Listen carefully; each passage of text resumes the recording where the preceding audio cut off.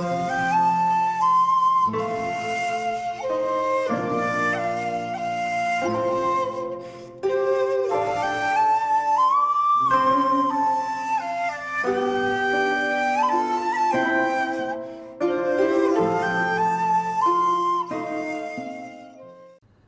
there, this is Solitude from Solitude Films, and welcome to part 2, or another random review of Season 2 of Ulysses 31. Again, this is from the Ulysses 31 DVD box set, which I would highly recommend if you love a bit of Greek mythology in the 31st century, way after Buck Rogers. So, I did a random review of Season 1, so hopefully you've checked that out before you watch a random review of Season 2. So I won't have to go into the overall story again. It's Greek mythology set in the 31st century. Ulysses is lost after angering the gods, so he's forced to wander the galaxy of Olympus before he can get home. So Season 2 has 9 more episodes, and again I'll just go through a brief synopsis of each episode. Again, this is a strangely more Yumi centric season. Telemachus is obviously still in it, but he gets left on the ship a bit more, and Ulysses takes Yumi with him on missions a little bit more. We see more of Yumi's kind of telepathy and more of her skills. We see Nono, for example, his robotic skills are used a little bit more. He has an extending neck in one episode, which I've never seen before. So the first episode, again, apologies, but I will have to refer to my notes because this program is so complex. The first episode is Temple of the Lestragones, or Lestragones. It's essentially like a Land of Giants episode. They get caught on this planet, which is run by this character called Antipodes, and he pretty much captures spacecraft. He has this prism of light that shrinks everything. So Ulysses and the whole Odyssey ship gets shrunken, which leads to all manner of hilarity.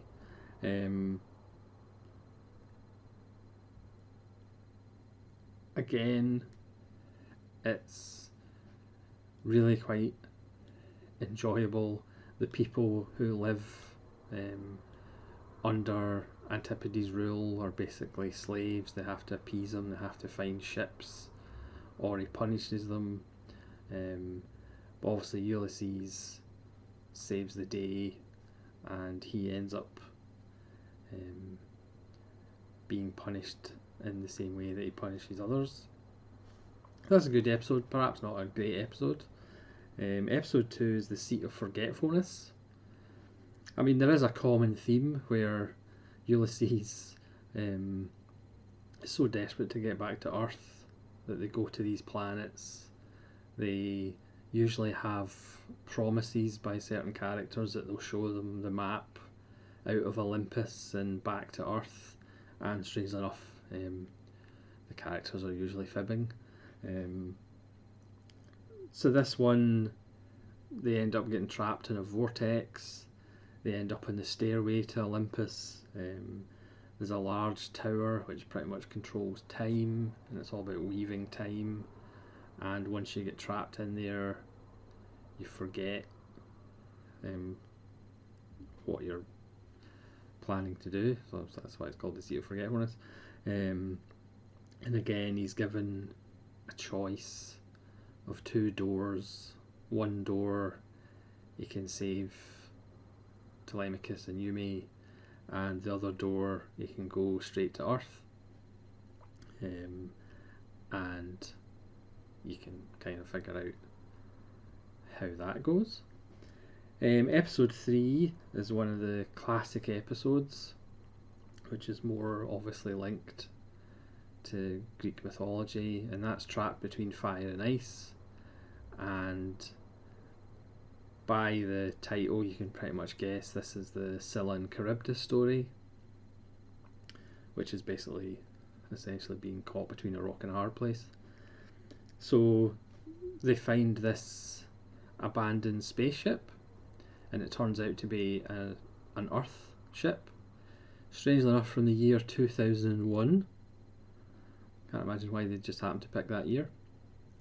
So they go on, it's a dead ship, but there's a room with life support, and it has this character in life support.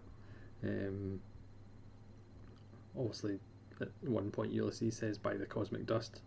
The catchphrases are a little bit less in season 2, but we still get "by the cosmic dust," we still get "by the supernova," by the pulsing pulsars. So this character wakes up and he says, "Oh, you have to rescue the crew.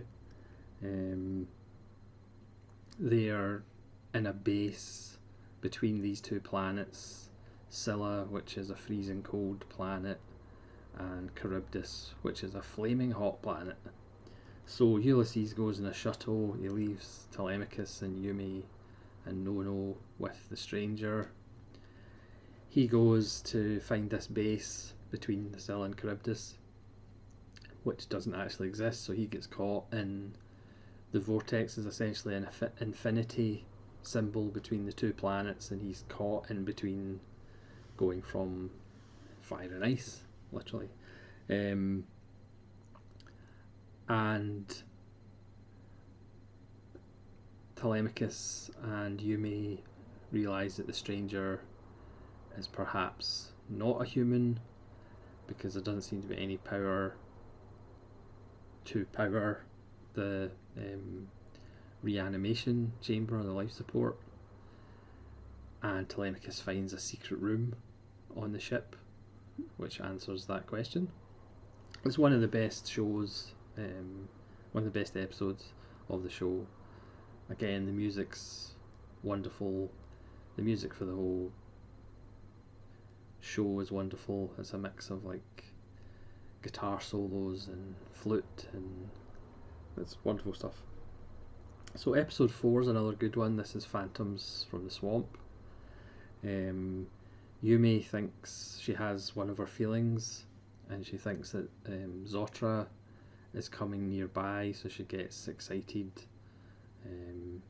She goes and speaks to Numenor, who's obviously still in suspended animation, but Zotra is coming, and it turns out it's a meteor, but she's still convinced it's from Zotra.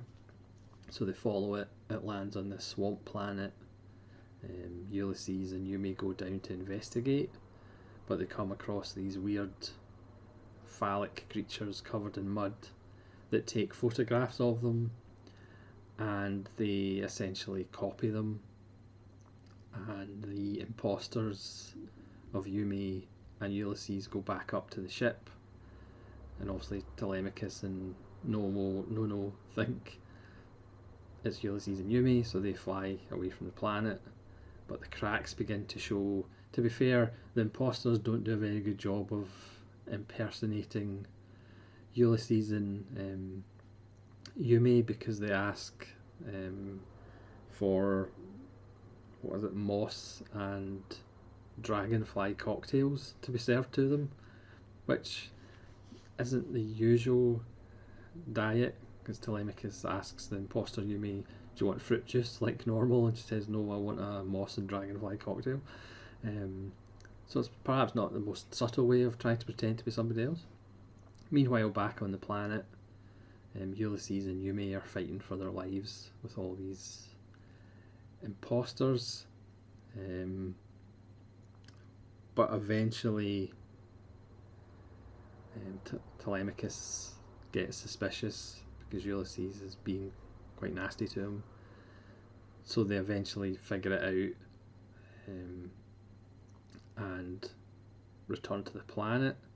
Again, it's the theme of the trident and these things that are sent by Poseidon specifically, but the gods in general, to basically screw over Ulysses as much as possible.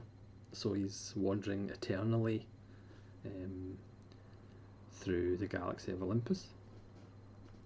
So next is Song of Danger, which is another really good episode. And again, by the title, you can pretty much figure out this is the episode featuring the sirens. So again, they come across a wreck which has a strange coffin in it.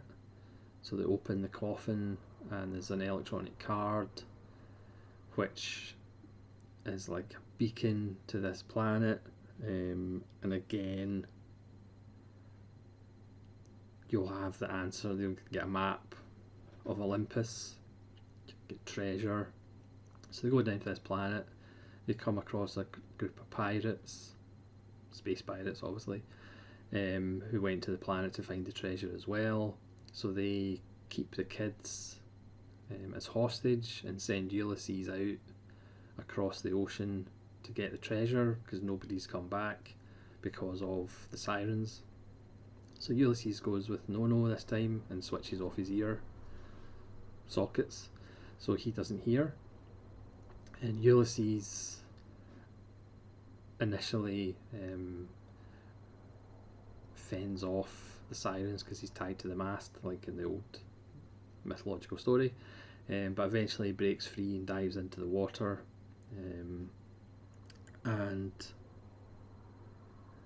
he eventually wakes up and finds the answer to what's actually going on.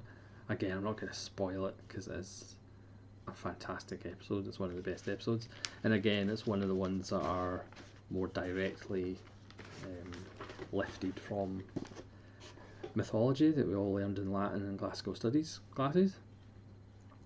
So episode 6 is Before the Flood, which is another really good one. Again, they go to a strange planet, and this is basically a version of the Ark story but set in space. They seem to think this is Earth like 200 million years ago. There's like frozen dinosaurs at the end of the Ice Age. They get chased by these laser firing vultures into a skull, which is actually just the top of an ark, and underneath is a city hidden underneath the earth where there's these series of eggs. I'm not making this up, honest. And one of the eggs, they open one of the eggs and it's a woman with wings, and this is a civilization that the first flood happened and then they hid under the earth and built an ark preparing for the second flood. And there's obviously parallels to the biblical story. It's just a lot of fun, but again, it's always this, we think we're going to escape but you're not going to escape. Episode 7 is The Magic Spells of Cersei. Again, Cersei, the famous sorceress and seeker of knowledge. Again, they go to this planet where they're trapped.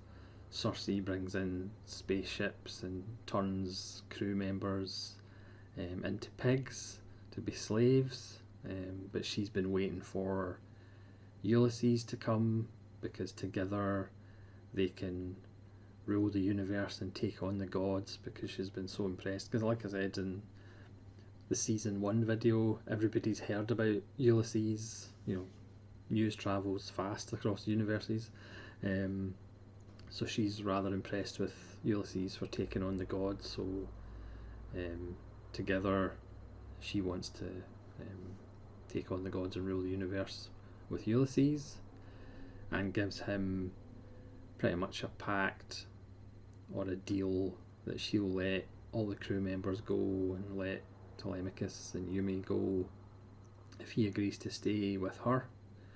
We also meet Hermes, who of course in mythology is the messenger of the gods, and Ulysses enlists his help, but then he turns him down. But Hermes comes back at the end because he's essentially been spying on Cersei for the gods.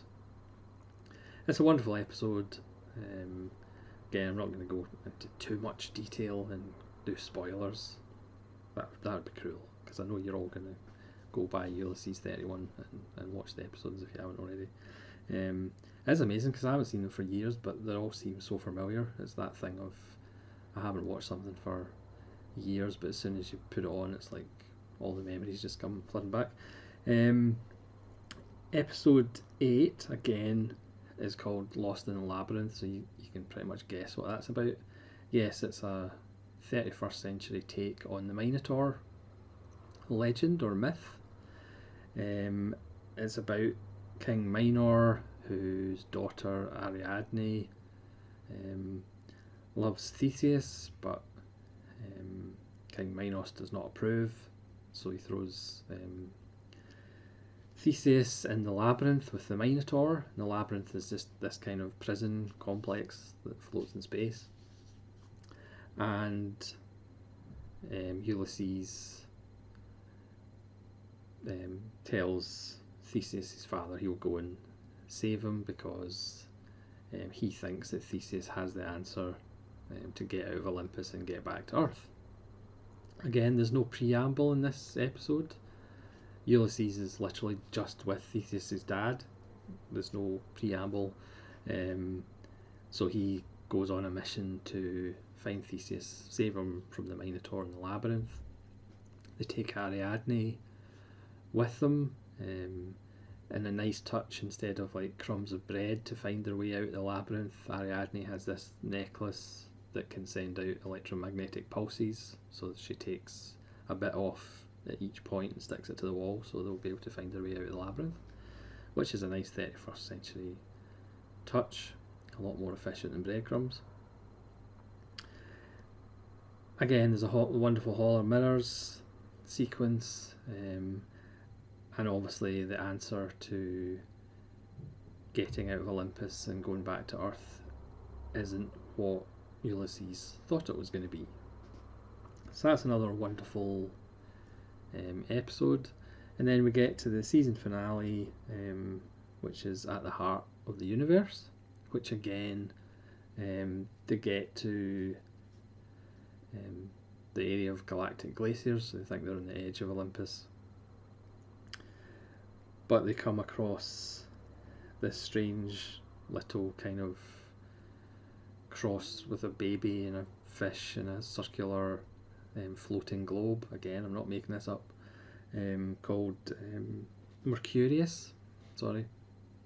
And again, he promises that if he goes to Atlas, who of course holds up the universe, there's a jewel in Atlas's forehead, and if he takes that out and gives it to Mercurius, he can take over the universe, and he'll grant Ulysses the chance to go back to Earth, get out of Olympus, and go back to his wife Penelope, who at one point during this season, Telemachus says, you know, we'll never see Mother again, maybe she'll be old or she'll be dead. It's like, way to stay positive, Telemachus.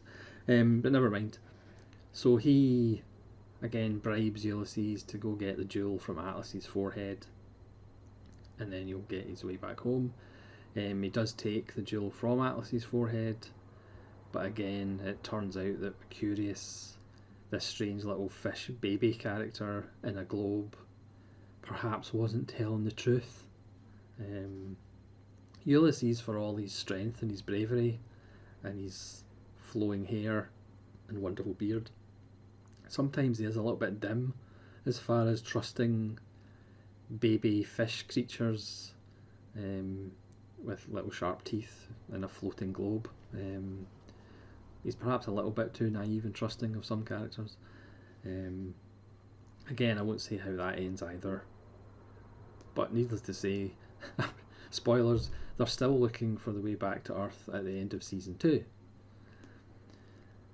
So hopefully you'll join me for season 3 to see if Telemachus and Ulysses get back to Earth, to see whether Numenor and Yumi get back to Zatra, or Zotra, I've probably pronounced it 6 different ways during these 2 videos. Yes, you can join me for season 3 at some point. It's just a wonderful show, and I would highly recommend picking up this DVD box set if you can. Like I said in the random review for season 1, it's educational and entertaining. I mean, what else can you ask for in this day and age? Well, in 1981-82. So thanks very much for watching. Again, please let me know what you think of season 2. What are your top 5 favourite Ulysses 31 episodes? And hopefully you'll join me again for season 3, which I will probably do, hopefully, in another random review. This is Solitude Ronin from Solitude Ronin Films, saying farewell.